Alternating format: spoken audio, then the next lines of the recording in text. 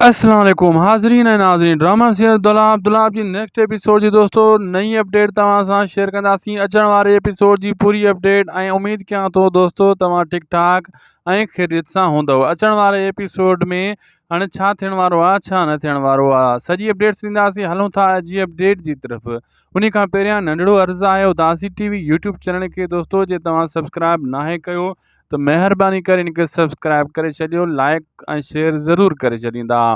दोस्तों मां तव्हांखे ॿुधाईंदो हलां अचण वारा एपिसोड दुलाब जा ज़बरदस्त ऐं बहितरीनु थियण वारा आहिनि। इन में तव्हां हिकिड़ी शइ ज़रूरु नोट कंदव, जीअं जीअं हाणे कहाणी अॻिते वधी रही आहे तीअं तीअं नवां किरदार त अलॻि ऐं जहिड़ो बि वधंदो पियो वञे ऐं जेको आहे न हिकु फ़ॾो ख़तमु थिए थो ॿियो फ़ॾो वधंदो पियो वञे। ईअं ई थींदो जीअं जीअं हाणे अॻिते अपडेट इन जी वधंदी ऐं ड्रामे जी क़िस्तूं जीअं जीअं हाणे चोथे स्पेल में जेको आहे दाख़िल थियण वारियूं आहिनि।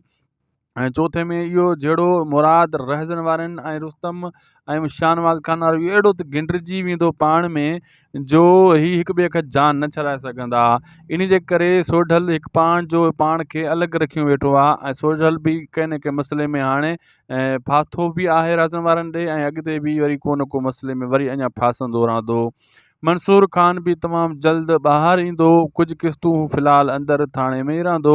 ऐं हाणे तव्हांखे ॿुधाईंदो हलां दोस्तों हीअ जॾहिं पाण में विढ़ंदा त पोइ हुन जी राहूं हमवार थी वेंदियूं मंसूर खान जूं ॿाहिरि अचण जूं।